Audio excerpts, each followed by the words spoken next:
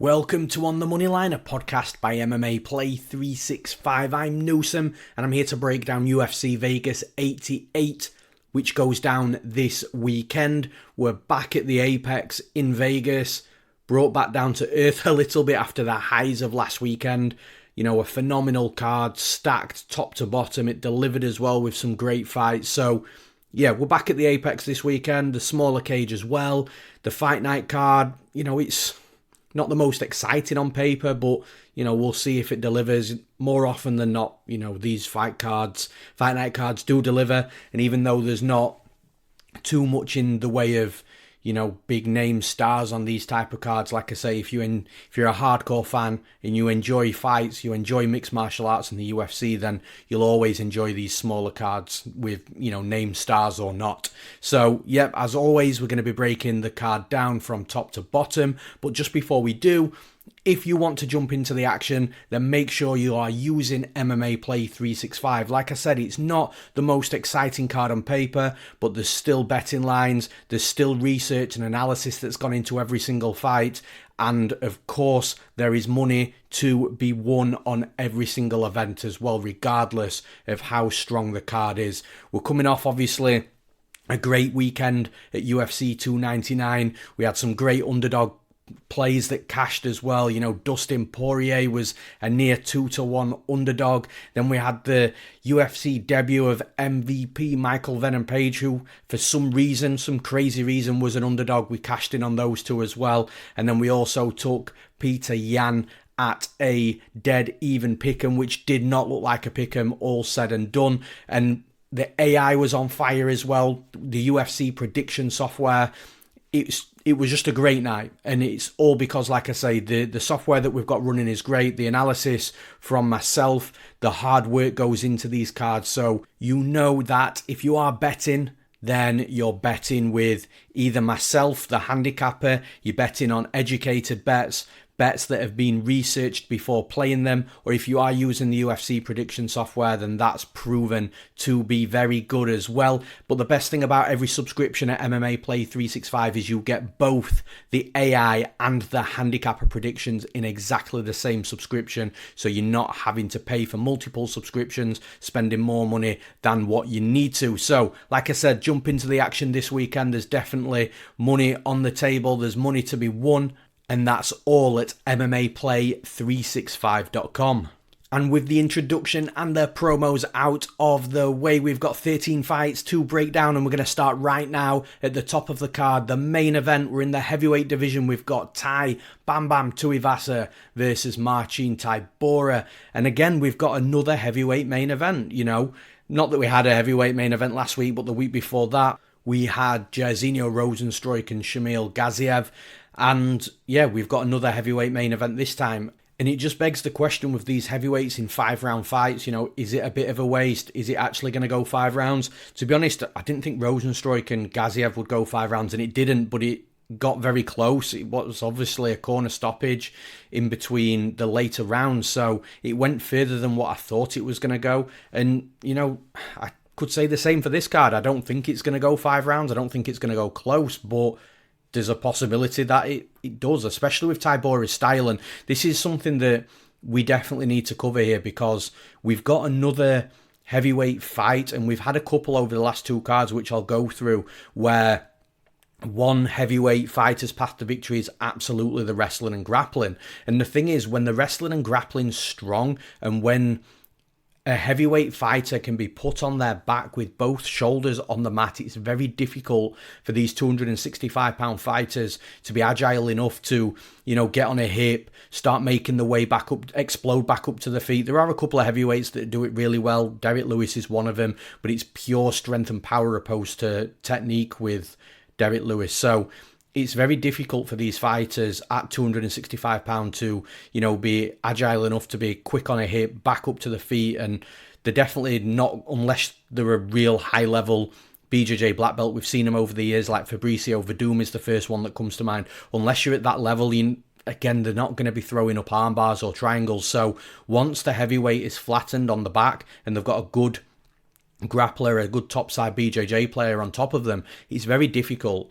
But the two fights that I'm looking at from the last two events is you've got Gelton Almeida and Curtis Blades. Gelton Almeida really struggled to get Curtis Blades down and settled. So he got multiple takedowns, which was great, but he never actually settled Curtis Blades on his back. And then I'm going to go back to it again, the Rosenstruik and the Gaziev fight. Like, Gaziev got Rosenstruik down once, flattened on his back, and Rosenstruik was just a fish out of water on his back. He couldn't do anything, but the problem was Gaziev couldn't keep on going back to it. So the same things are going to be taking place in this fight because, look, if Tybura can't get Tuivasa down, he's going to get absolutely demolished on the feet. Like, Tuivasa, I think, will absolutely batter Tybura in a striking fight. But the thing is, Tybura's got this style where he's a good all-round type of fighter, but he can wrestle and grapple, even though that's not predominantly where he goes to. And I think that's where he needs to go to win this fight with Tuivasa. And we've seen it in previous fights. Tybura can be in some bad spots and then suddenly is clinching up with the opponent, and he's not exactly like dropping down, level changing for a double leg or a single leg. It's more of, power drag downs, throwing his fighter to the mat. The fighter gets back up onto one knee, and then Tybura puts a hook in against the cage and lands some short shots. Nothing that's too dangerous, but it's grinding down the opponent, running the clock down. And whilst all this is happening, he's just winning the minutes of the rounds, and then of course the rounds themselves. So he's got this dirty, ugly, grinding style of wrestling and pinning his opponent. And if he does get opponents down on the mat, then he's quite heavy on top as well. And then we go back to what I said before, with Tybura on top of an opponent, that opponent is then going to struggle at 265 pounds to make their way back up to the feet, because at the bare minimum, Tybura is a decent topside grappler. So it's definitely enough to keep their opponent down. Now, Tai Tuivasa is, all the time in the UFC at least, he's had this flaw. The hole in his game is, the defensive wrestling and then the defensive grappling. More of the defensive grappling. Once he's down on his back, he's always struggled to then, work back up to his feet, and then he starts looking a bit discouraged because he's fighting where he doesn't want to be, expending further energy. Then when he gets back up to his feet, he's really concerned about getting taken down again. But to his credit, Tai Tuivasa has improved in this area of his game. Like, I'm not saying he's now an elite defensive wrestler or grappler, but he has definitely improved to a point where you can see that he's more active off his back. Like, take the Volkov fight. That fight ended up with Tuivasa on his back twice. The first time he got back up to his feet. The second time he was on his back, he didn't get back up to his feet, and he was finished with a very rare Ezekiel choke. But you could see that he was from hip to hip, constantly moving, trying to create space, improve position from when obviously Volkov mounted him. And Volkov's really tall, so that must have been difficult for Tuivasa to get back up to his feet. But still, Tuivasa was hip to hip, hand on the knee, trying to create space, trying to get back to half guard. You saw that he was more active, and it's definitely a feature of his game that it's definitely improved over the years. So is it going to be enough if Tybura takes him down? I'm not sure. But whilst this fight's on the feet, I think it's a complete mismatch. And looking back at I know every fight's different, but looking back at the last two heavyweight fights where we've needed the wrestling and grappling to work for one side of that fight, for one particular fighter. Obviously, Almeida and Gaziev are the two fighters that I'm referencing, and it just hasn't worked for him. And I think over 5 rounds, I don't know how much you can trust Tybura to be getting takedowns in every single round. And like I say, the gap in skill on the feet, striking for me is crazy. Like, the one thing that I do like about Tybura is the fact that he switches stances, because Tuivasa's got this really hard low kick. But you go back and watch the fight that Tuivasa had with Ivanov. Late in that fight, Tuivasa realised that he could actually kick the inside of Ivanov's leg and hurt his leg, and he did get Ivanov really wobbling, and he did hurt that leg late on, to the point where you think if Tuivasa had started doing that in round 1, then that fight would have been, close to being a Tuivasa whitewash, because he had that leg completely and utterly hurt. And the thing is, although Tybura is listed as an orthodox stanced fighter, even though he switches, it does look like he prefers, or at least he fights more in the southpaw stance. So that's why I'm referencing Ivanov, because Ivanov's a southpaw fighter.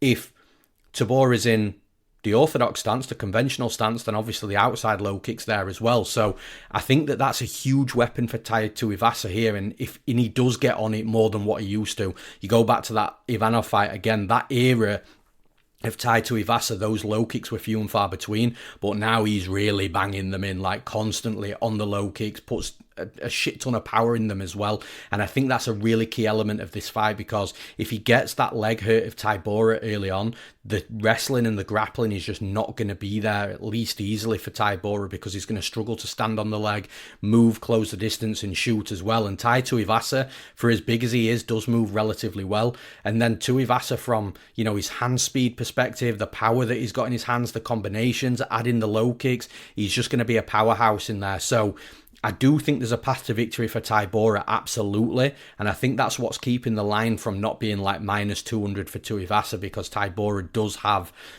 a level of wrestling and grappling, and that's the area where Tuivasa has struggled, you know, historically. But Tuivasa's getting better in those areas. You can see that, as I've already explained. And then, like I said, on the feet, he's just an absolute powerhouse. The hard low kicks, the hand speed, the punches, the knockout power. It might be tough for Tybura to close the distance confidently and consistently, because he's got to get through that power of Tuivasa first. And I just think that Tuivasa's, that knockout power is going to be relevant. The low kicks are going to be relevant. I think Tybura's in for a tough fight, but he does have a path to victory. Let's not get that mixed up. The path to victory is there for Tybura. I just don't know whether he gets to get on that road of the path to victory to be able to, you know, get his game going and drag Tuivasa into this horrible grinding type of fight. I think Tuivasa's going to light him up on the feet, hurt him, knock him out. So for those reasons, I'm picking Tai Tuivasa to win this fight. And in the next fight, the co-main event, we've got Bryan Battle versus Ange Loosa. Now, it's an interesting fight. Like, Ange Loosa, I like Ange Loosa. He's a good athlete. He's got power. He's explosive. You can see that there's certain elements of his game that's improving, like the wrestling. He did a real good job against Rhys McKee. I actually bet Rhys McKee in that fight as an underdog, I believe. And Ange Loosa really did a good job early on there.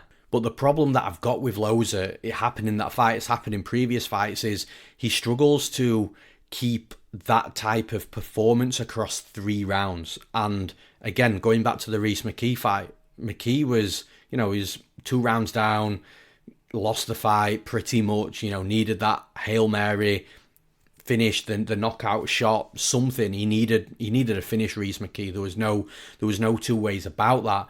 But then he goes into, Losa's in cruise control, he goes into that 3rd round. He wasn't even looking in any problems like at the end of the 2nd round. But then he just lost his way in that 3rd round, and Rhys McKee absolutely battered him, almost knocked him out. Probably wasn't a million miles off from a 10-8 round either. And Loosa, if that had been a 10-8 round, he'd have won the first 2 rounds comfortably, confidently, and then ended up throwing the fight away and ended up in a draw, you know, not even getting the win. So obviously Loosa did get the win. It wasn't quite a 10-8 round and he didn't get knocked out, but Loosa struggles to fight consistently over 3 rounds. And look, sometimes it's difficult. And, you know, we looked last week, you know, Petr Yan and Song Yadong, that ended up 29-28. Sometimes, you know, fighters do have a round out. But, yeah, there's something about Loosa. I think he's got all the athletic abilities. He's an improving fighter, powerful striker, wrestling and grappling improving. But against certain levels of competition, I think he's going to struggle. And Bryan Battle, for me, is that certain level of competition, because Battle will keep a performance across 3 rounds. He will be consistent. He's good everywhere as well. Like, he's a good striker, wrestler, grappler, but both offensively and defensively. Now, I'm not saying that Battle's a future ranked fighter or anything like that, but he's definitely, you know, no pun intended here, battle tested, and he's very well rounded. And where Rhys McKee was getting done a little bit with the wrestling and grappling early, you know, overexposing and, you know, a little bit hittable, allowing Loosa to set the entries with the takedowns, with the striking. Battle's not going to give, in my opinion, Loosa the same opportunities as what McKee gave him to get that wrestling and grappling going. So I do think that it's a fight that is going to take place on the feet and is going to be won and lost on the feet. And although Losa's going to be in this fight, I think it is going to be competitive. Like, it's not going to be a whitewash from Bryan Battle, but I just think Battle's the better fighter. I think he's more technical on the feet. I think his better defensively than what some of Lowe's previous opponents have been. And I think Battle is going to hit hard. I think he could even mix in the wrestling and grappling here as well, slow the fight down. He's a little bit more well-rounded than what McKee was last time out. And I just think Battle is just slightly better in every single area than Loza. So where it's going to be competitive, I do think Battle's going to edge out the round. So for those reasons, I'm picking Bryan Battle to win this fight. And in the next fight, we've got Kennedy Nzechukwu versus OSP, Ovince St. Preux. Now, it's really tough to side with Ovince St. Preux, OSP at the minute. You know, he's 40 years old. He's at that stage in his career, especially in the UFC, where he's still got something in him. He'll still win fights in the UFC, but it's going to be so inconsistent, and he'll trade wins and losses. And the thing is, the wins will likely only be against the guys who are ready for, you know, to have that lesson against a veteran or a lower level fighter that's just coming into the UFC. I don't think that OSP has got another win in him against one of the, not just ranked fighters, but even maybe into the top 20, 25, 30. I think Ovince St. Preux will struggle against that level. And I think that level is around where Kennedy Nzechukwu is now. The thing is with Nzechukwu is he's a little bit inconsistent himself. Even, you know, he's young. He's been in the UFC a while at this point, but he's still got plenty to do in the UFC. But even with that being said, like I said, there's some inconsistencies with Kennedy Nzechukwu, and he's not performing every single fight. And you can see the abilities there. Again, athletic ability, is tall, he's long. You can see that there's a good fighter in there. It's just we don't see it perform every single fight. So that's something that Nzechukwu is definitely going to have to work on and definitely going to have to improve. But there's time to do that. Like I said, he's not old. He's still got plenty of time. He's still got a long way to go in the UFC, and I do think that with the right developments and improvements, he can get there. Now, the thing is with OSP, like, if you look at his last three losses, we've got Philippe Lins, which, to be honest, that's a loss that's aged well, because Lins is looking great at the minute, constantly proving me wrong from fight to fight as well. There's definitely a really good fighter in there in Lins, and he's a fighter that's developed in the UFC as well, especially coming down to light heavyweight. So you've got the losses against Philippe Lins, Tanner Boza, again, it's not a terrible loss. And then obviously Jamal Hill, who, you know, is fighting now for a world title in the UFC, and he was a champion before he got injured, and, you know, he never lost that belt. So those are three losses, the last three losses that OSP has took against decent fighters. But the thing is, outside of Jamal Hill, I think Kennedy Nzechukwu is around that level of Philippe Lins and a Tanner Boza, and that's where I think that that's the level of fighter that OSP is struggling against, and I think that's the level of fighter of Nzechukwu. Ovince St. Preux, I think, is going to be low volume in this fight. I think he's going to have his moments.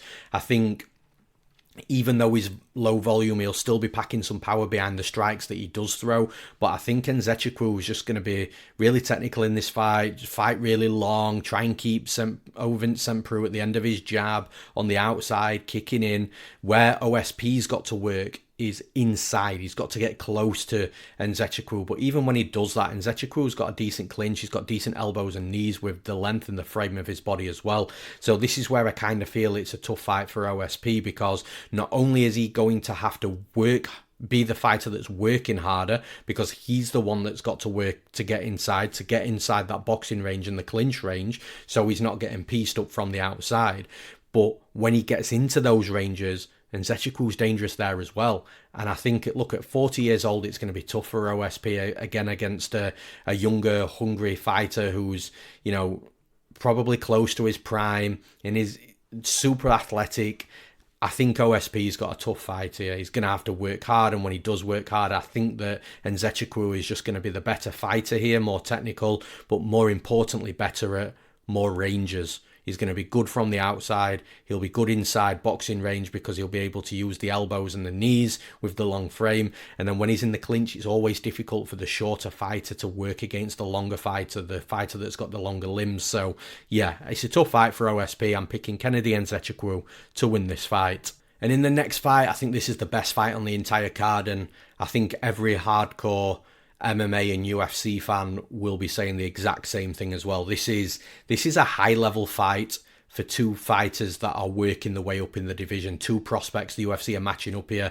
Let's find out who's the better prospect. I absolutely love these fights. I know a lot of people shit on them because they don't want to see two prospects fight each other early on. They want to wait until both fighters have built the way up a little bit into the UFC and then fight, but I disagree completely. I love this prospect versus prospect because whoever loses, obviously it's not great that they've lost, but there's plenty of time for them to rebuild. You know, one of these fighters has got to lose, and whoever does lose, like I said, plenty of time to rebuild, reset, and then they go again. But it just really propels one of the fighters, the winner, massively up the division and gets some hype around them. I love this type of fight. Now, the one point to make in this fight straight away is Christian Rodriguez is making his featherweight debut in this fight in the UFC. He's missed weight a couple of times at bantamweight. I don't know whether that's a decision he's made to move up or one where the UFC have forced the hand of Rodriguez, but it's the right move. Whoever's decided it, it's the right move. He can't keep on missing weight because, well, A, it's not professional, but B, like you look at that Cameron Simon fight, Christian Rodriguez, the physical size of him and the weight that he must have weighed in at on fight night definitely played a part in that win. I'm not saying it was all down to that, but that definitely played a factor with how the fight played out with a lot of wrestling and grappling exchanges. It definitely favoured Rodriguez, the fact that he was heavier, and if he wasn't as heavy, it might have been a little bit different. But Cameron Simon made that fight close. And bear in mind, Simon he's got a good all-round style. You can't knock him for that. You can clearly see that there's a level of wrestling and grappling, but he is predominantly a striker with a kickboxing background. And the reason that I bring that up is because he did a good job against Christian Rodriguez, who does have a good wrestling and grappling game and weighed heavier as well. But the thing is with Christian Rodriguez, like, you go back and watch all his fights, pretty much all of his fights, especially in the UFC and under the UFC banner, are won and lost, decided by who is the better wrestler and grappler. And the thing is, Rodriguez has got decent striking as well, but even when he fought a kickboxer in Cameron Simon, it was decided by who was the better wrestler and grappler because Christian Rodriguez did the best work wrestling and grappling. So that definitely seems to be an element of these Rodriguez fights, no matter which type of fighter that he's fighting. And I think that's down to Rodriguez a little bit as well, because when he's fighting a striker, he decides to wrestle and grapple. But if he's fighting a wrestler or a grappler, then of course you're going to get wrestling and grappling, and Rodriguez will engage there.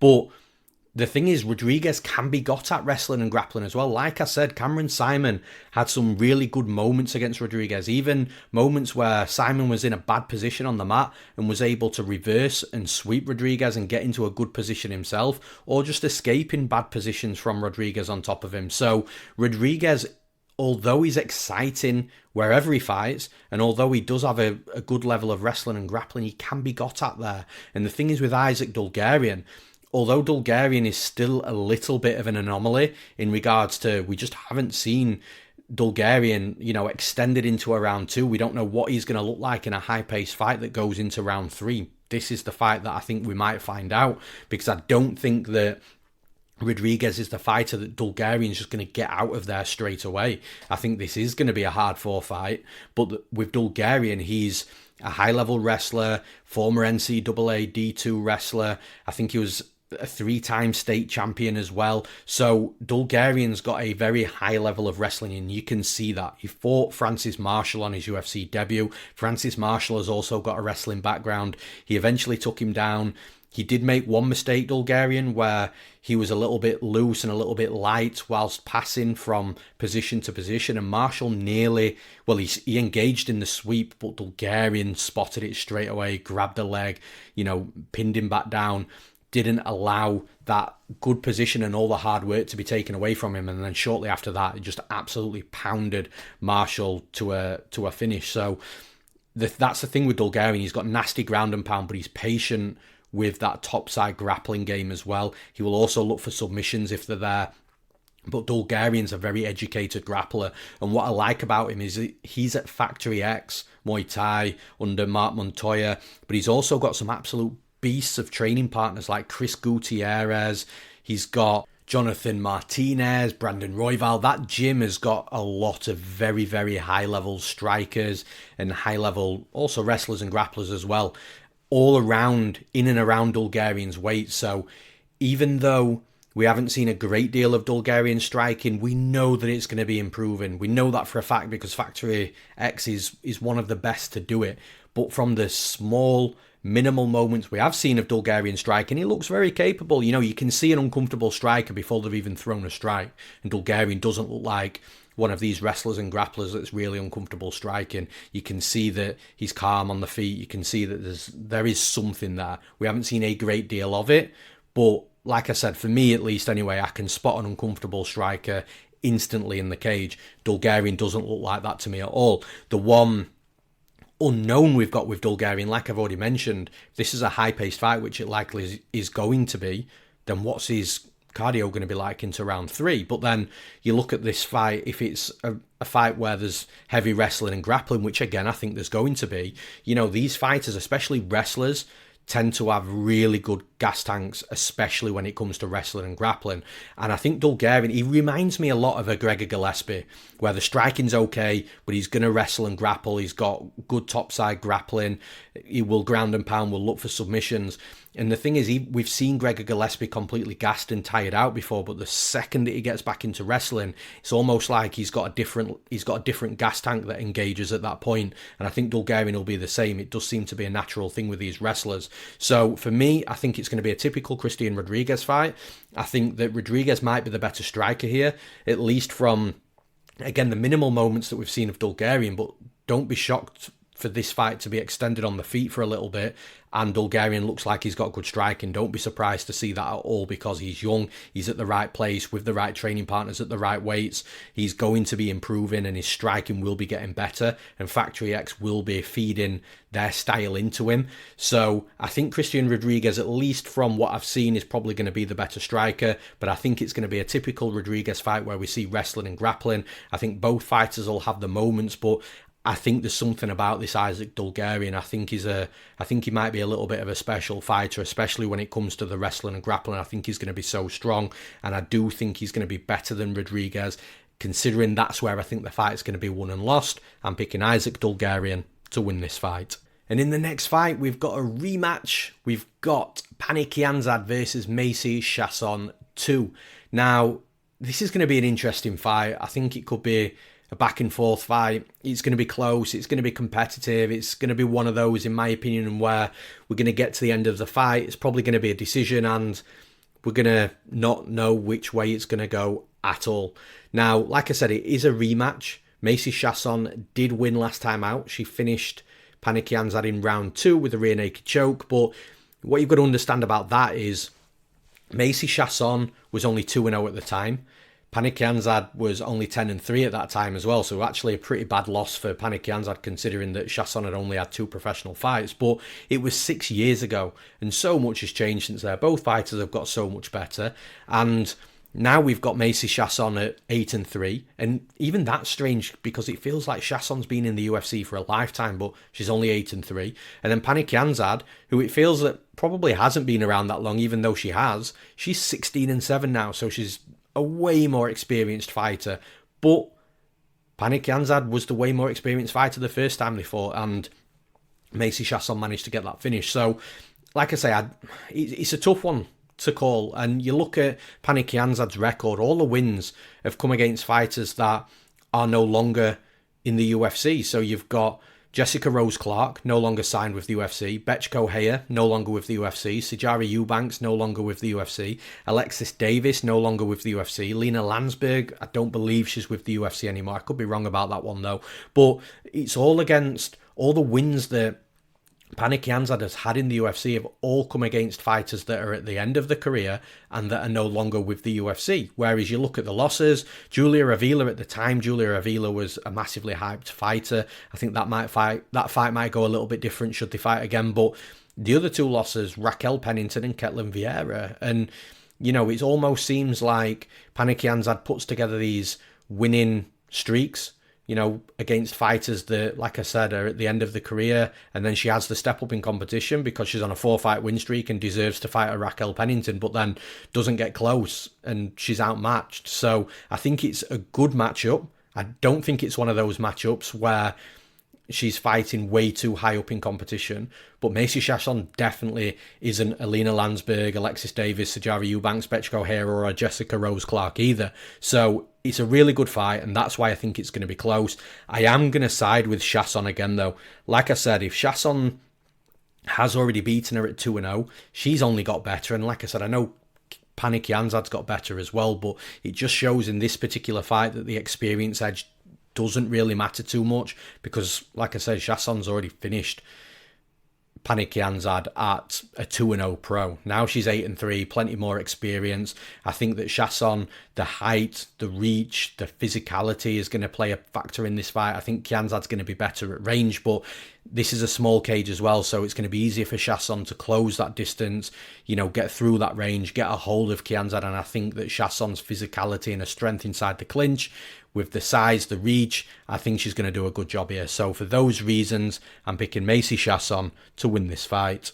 And in the next fight, we've got two experienced veterans going at each other. And these are the fights that I like to see matched up. I don't like to see, the aging fighter that's declining, that probably doesn't have many years left, fighting the young, hungry, athletic guy that's an absolute killer and, he's on some beast of a win streak. These are the types of fights that I like to see. We've got Gerald Meerschaert versus Bryan Barberena, and I think that both fighters are going to have the moments in this fight because it is a well-matched fight, but I am struggling to look past Gerald Meerschaert here. I think that, Barberena is always going to have that dog in him, and he's always been like that. He's always tough. He's tough to get out of there, tough to put away, and he'll always be in fights. And I think that the forward pressure of Barberena is what's going to make him have success in this fight, being able to pressure Meerschaert, put Meerschaert on the back foot.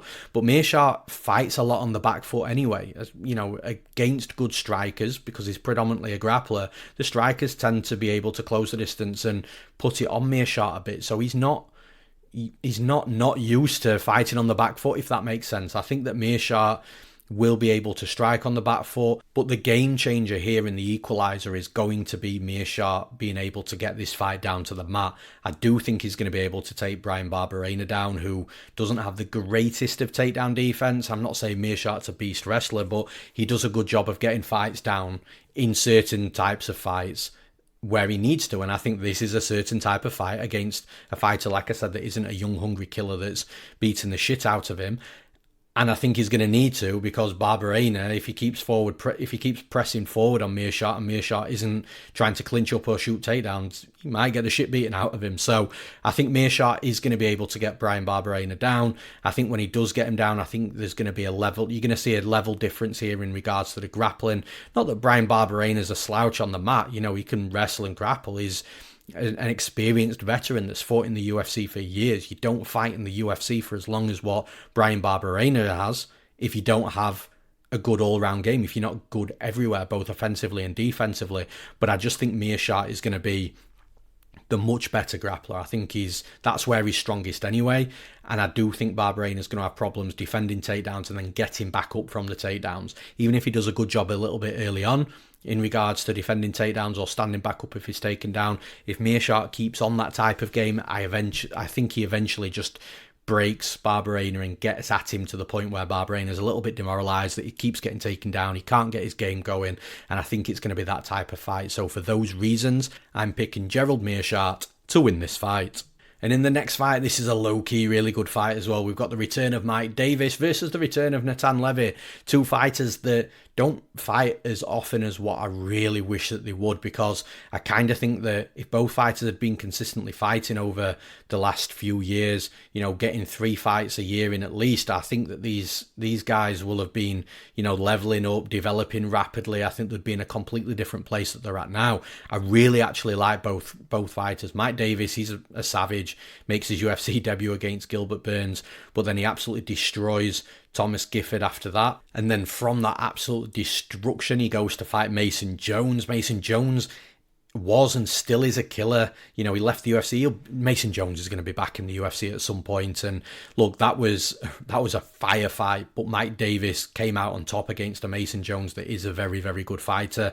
And then Mike Davis goes in there and fights Vyacheslav Borshev, who's a dangerous kickboxer, completely changes things from the Mason Jones fight, decides to go down the wrestling route, smart, because of the kickboxing background of Borshev, and beats him. So you know that Davis is good everywhere, but he's also got a good head on his shoulders, makes the right decisions in fights, sticks to a game plan. Natan Levy, he's got, I believe, a taekwondo background, but then he's a good wrestler and a good topside grappler as well. So he's also a very good fighter wherever the fight goes. And honestly, this is low-key a really good fight. It's up there, in my opinion, with the Christian Rodriguez and Isaac Dulgarian in regards to fights that I'm really looking forward to seeing inside the cage. But I can't look past Mike Davis in this fight. I think that from a striking perspective, it's, you know, Natan Levy will have his moments, but his striking is just not as clean or as sharp as what Mike Davis's is. Like, Natan Levy will throw these kicks and he'll throw hands, but the way Mike Davis moves, the decisions that he makes inside the cage with how good he is defensively, but then being able to turn defense into attack very quickly when he needs to, I think it's going to be a real problem for Levy, to the point where I think Natan Levy's going to probably start shooting takedowns and trying to get Davis down. But Davis is a really tough fighter to take down, and he's also got decent jiu-jitsu as well, so if he is taken down, he'll be able to get back up to his feet. Like, even Gilbert Burns didn't submit him straight away. So yeah, I think it's a tough fight for Levy, because wherever the fight goes, I think Mike Davis is going to have an answer for him. Like I said, the striking, I think, is Davis. Then when you look at the wrestling and the grappling of Levy, I think Davis is good enough defensively to make sure that Levy doesn't have too much success offensively. So then where does it leave Natan Levy? It probably leaves him striking. And even if Mike Davis decides to go offensive wrestling and grappling himself, I think that Levy can get taken down. Like, you look at that Rafa Garcia fight, you know, for as good as Levy is with his wrestling and grappling, he can be got at a little bit there as well. So I think that Mike Davis is, like I said, the right phrase to use here. I think that Davis is going to have an answer for everything in this fight. I think it's going to be a good fight, a competitive fight, but I think Davis is just going to edge it wherever the fight goes. So for those reasons, I'm picking Mike Davis to win this fight. And in the next fight, talking of low-key fun ones, I think this could actually be a low-key firefight as well in the women's bantamweight division. We've got Josiane Nunes versus Chelsea Chandler. Now, Chelsea Chandler's coming off that loss, the first fight in the UFC, where, you know, it was a bit of a meme loss, and she took a bit of shit for it with, you know, getting punched and then it hurting her, so she just, like, ran away. And I bet Chelsea Chandler there as an underdog. I know it was plus money, but it was still relatively embarrassing considering what happened. But I kind of do think that was a one-off at the same time as well. Like, Chelsea Chandler is a good fighter.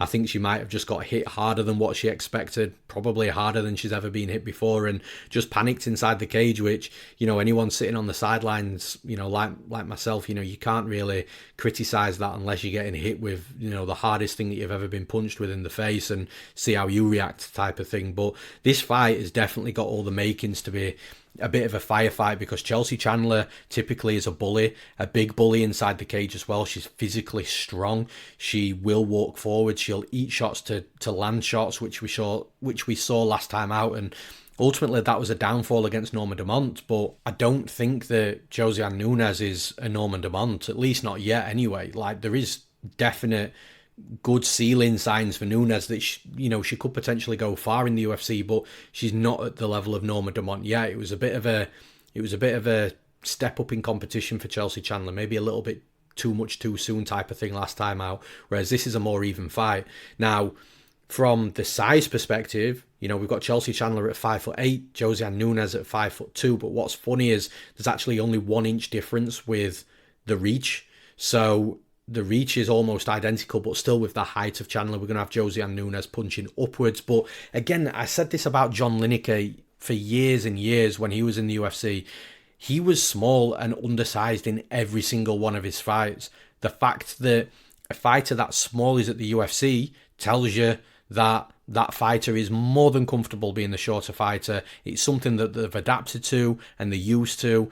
And that type of fighter is what's got them to the UFC. So why should it be any different now they're in the UFC? So I think that the height is going to be a little bit of an irrelevant thing in this fight, because Josiane Nunes is, again, she's a little firecracker herself. She'll come forwards, eat shots to land shots, massive combinations in her hands, will just look to try and beast her opponents. But this is why this fight's so good, because I don't think Chelsea Chandler is a fighter that is just going to be easily beasted. I know she was against Norma Dumont to a degree, but again, like I said, there's levels in MMA, and I think Dumont's a level above Nunes, at least where Nunes is at now.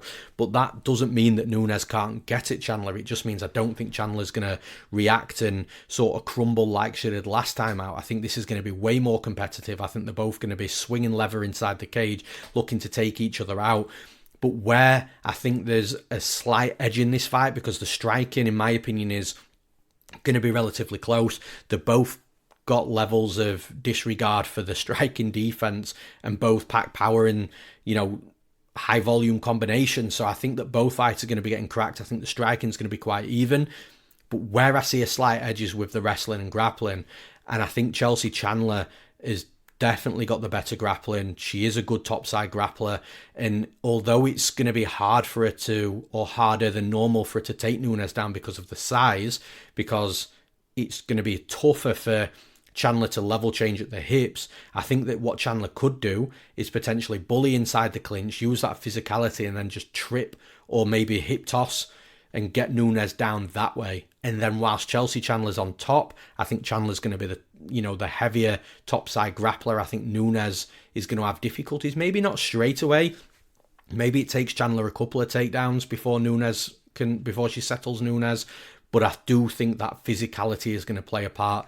And again, the topside grappling could be the edge that makes the winner of this fight a more decisive winner, which then leads me on to the side of Chandler rather than Nunes. So I think the striking is going to be wild, crazy, fun to watch, entertaining. But if Chandler does mix things up, uses that strength and that the physical attributes that she's got, and gets Nunes down, I think that's where Chandler pulls away with this fight. So I kind of think that Chandler's maybe got that additional path to victory, which normally leads me on the side of that fighter. For those reasons, I'm picking Chelsea Chandler to win this fight. In the next fight, we've got a good stylistic clash here. We've got Osbourne versus Jafel Filho.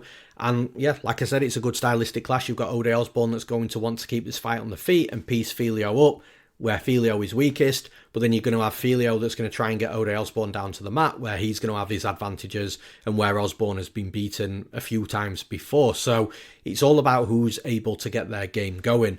Now, I kind of feel like with Osbourne here, he's having a step down in competition. So you look at last time out against Almabayev, I actually bet Osbourne in that fight as an underdog just because I wasn't too confident of what I'd seen of Almabayev outside the UFC. But Almabayev fought last weekend as well. And you can see that that's a loss that's aged quite well for Osbourne, because Almabayev is just one of those typical fighters that is going to take you down, he's going to control you, he's got good entries on the takedowns, and yeah, Osbourne was just in a massive mismatch in his last fight against Almabayev, whereas with Filho is very dangerous on the mat once he's got you there, but he's not the best at getting you there. But the one thing that Filho will do is absolutely power everything from a striking perspective at his opponents, because he's not bothered if a kick gets catched, for example. Sorry, a kick gets caught. English struggled there. He's not bothered when a kick gets caught and somebody takes him down, and that's where he wants to be. But Osbourne won't do that. Osbourne will want to keep this fight on the feet, and I think there's a massive gap in skill with the jiu-jitsu. There's a massive gap in skill with the striking. It all comes down to, does Filho get him down? That's the question, because that's going to decide which side you're going to predict to win, and that's going to decide which fighter does win. Because if you answer yes, Filho will get Osbourne down and can get him down sort of at will, then yeah, Filho's going to win the fight. Osbourne will get taken down and he's going to struggle with a real good grappler on top of him. If you answer no to that question, that Filho's wrestling won't hold up and Osbourne will be able to keep the fight standing, then I think Filho gets pieced up. I'm leaning on the side of, I'd never like to say never when it comes to can a fighter take another fighter down, because it only takes one good moment, one good entry, or a mistake from one side. So I'm not saying that Filho can't get Osbourne down, but do I think that Filho gets Osbourne down just one time and finishes him? No. Do I think that Filho can consistently take Osbourne down over the course of the fight, score the 2, the 3, the 4, 5 takedowns that you might need. No. So that's leading me towards Ode Osbourne, because I think that Osbourne might get taken down, maybe if he makes a mistake or whatever. But I think Ode Osbourne, he's not like one of these purebred strikers that can't grapple. Like, he's got a level of getting back up to his feet at least. And I think he'll be able to do that. And then once he's back up to his feet, maybe once or maybe twice, I think that he'll start to really grow into this fight and really start to pour on some good strikes against Filho, good elusive strikes. He's a good elusive mover inside the cage. He's got some power as well. So, yeah, look, Filho's definitely got a path to victory in this fight, and he's definitely the much better grappler. But I'm just not sure he's the better wrestler, and Ode Osbourne's training with the right people when it comes to the wrestling, especially defensively. So I do think that that's going to be an element of his game that's still improving. For those reasons, everything that I've mentioned, I'm picking Ode Osbourne to win this fight. And in the next fight, this should be a pretty short breakdown if I'm being honest. We've got Thiago Moises versus Mitch Ramirez making his UFC debut. And to be honest, this looks like a massive mismatch. The only reason that you think that Mitch Ramirez is stepping in on short notice to fight Thiago Moises, who was supposed to fight Brad Riddell, by the way, is that the UFC couldn't find a top replacement for Thiago Moises, so they've had to bring somebody in. And that somebody is Mitch Ramirez. I think he's outgunned everywhere, even from a physicality perspective, an experience perspective, power, cardio. I just think Thiago Moises is just better literally at every aspect of fighting. From a striking perspective, look, Ramirez, I'm not shitting on Ramirez. I think he's a decent quality fighter. He's nowhere near a Thiago Moises. Whichever way you look at the fight, whatever angle you want to take. But Moises is going to be the better striker. He's going to be the better wrestler, absolutely going to be the better grappler.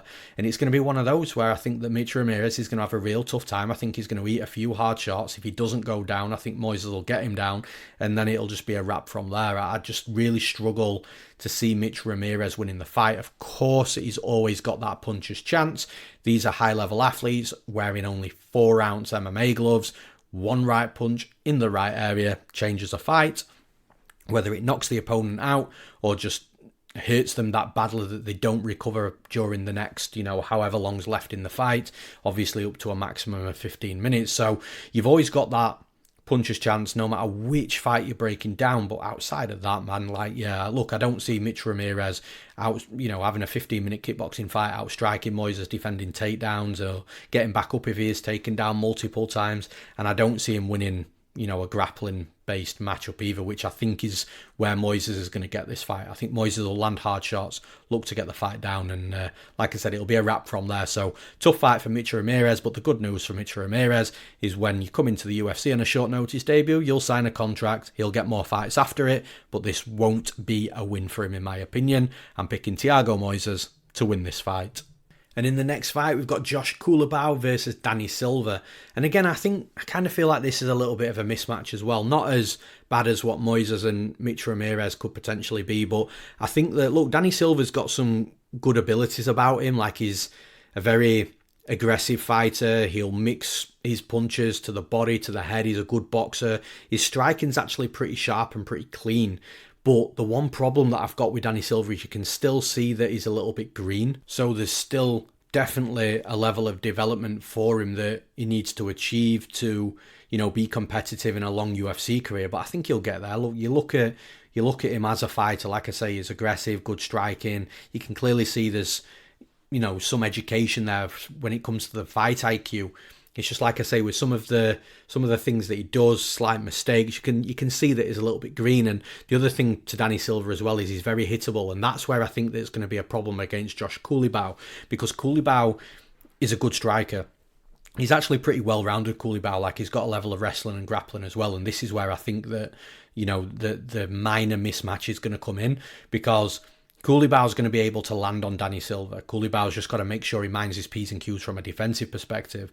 But Culibao's been in there with so many better fighters than Danny Silva and has beaten some of those better fighters as well. So it's a huge step down in competition. But I genuinely think that Danny Silva's a really good fighter and one to maybe keep an eye on over the next sort of like 12 to 18 months, especially if he's fighting 3 times a year, because he's going to be a fighter that I think is going to grow into a little bit of a fan favourite with the way that he fights.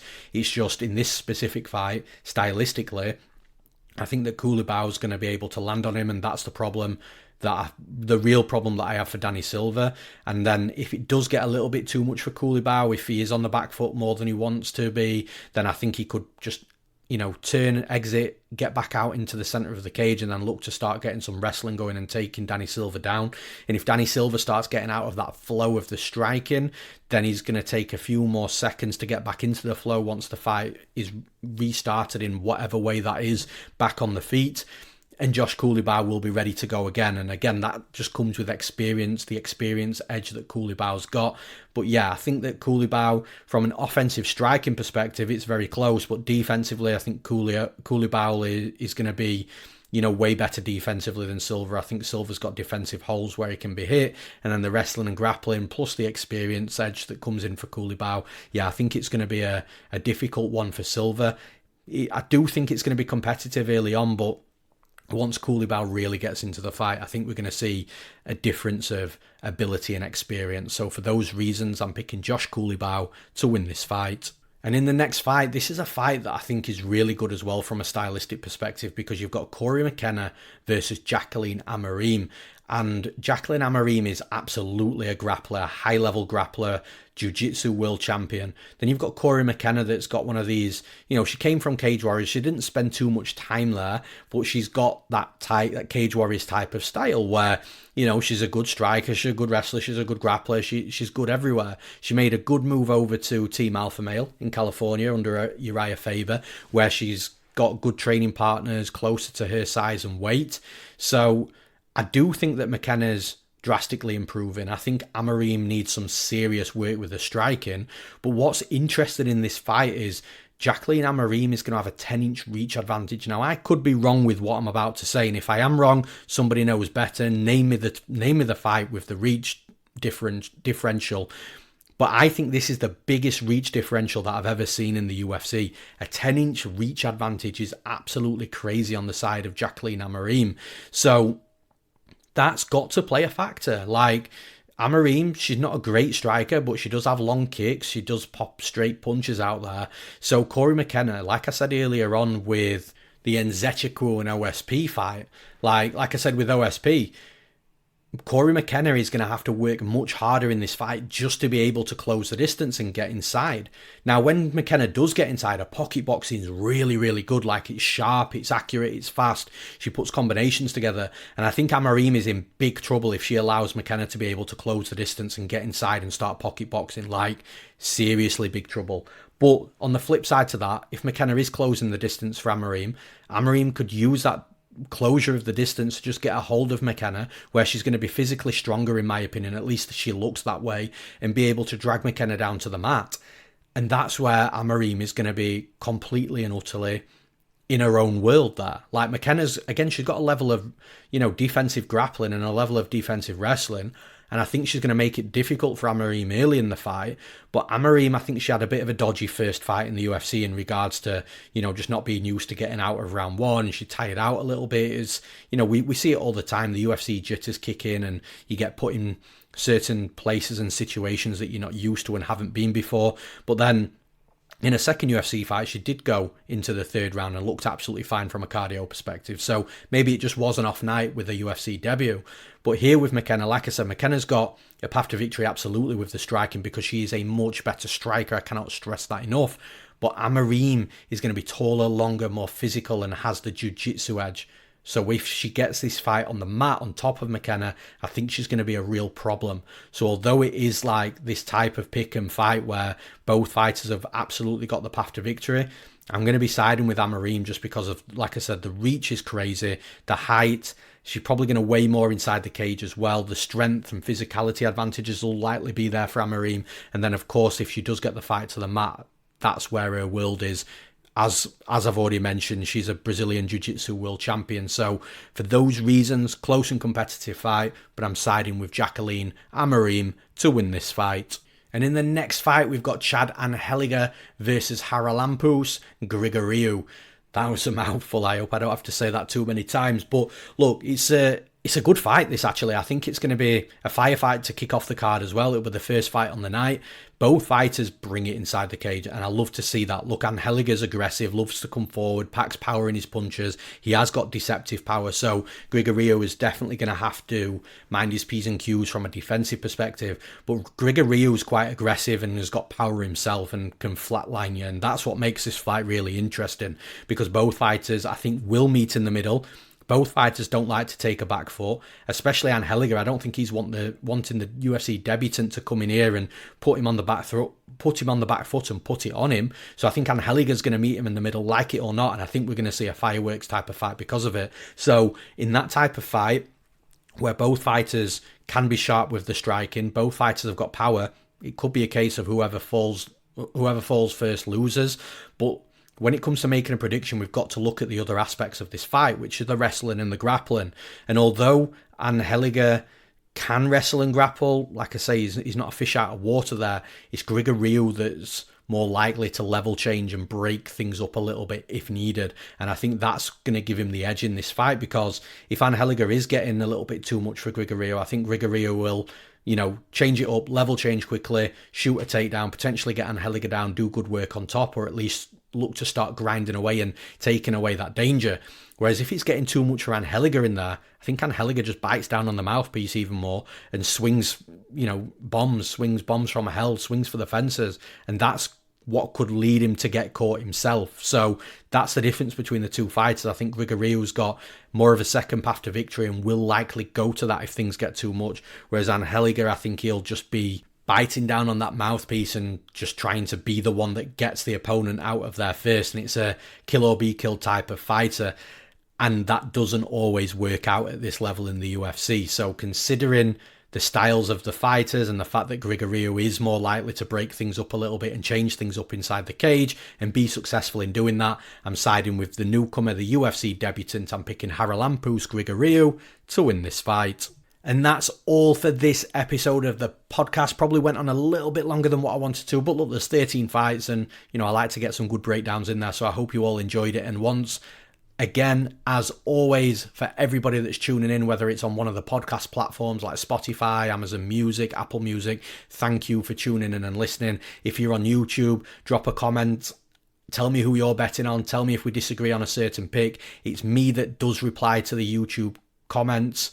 So I do try and make the time throughout the week to be able to come back and reply to some of you guys. And obviously, if you are watching on YouTube, please drop a subscribe to the channel as well. It all helps.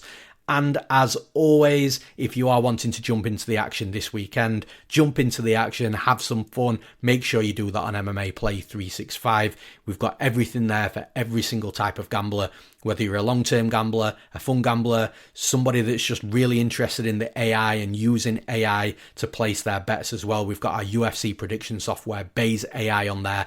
And the beauty of it all is everything, absolutely everything, is under one subscription on MMA Play 365. You've just got to choose your length of subscription, whether it's just one event, monthly or annually. Make that choice. Everything's there for you, all on MMAplay365.com. I'm Newsome. Thanks for listening. I'll see you again next week.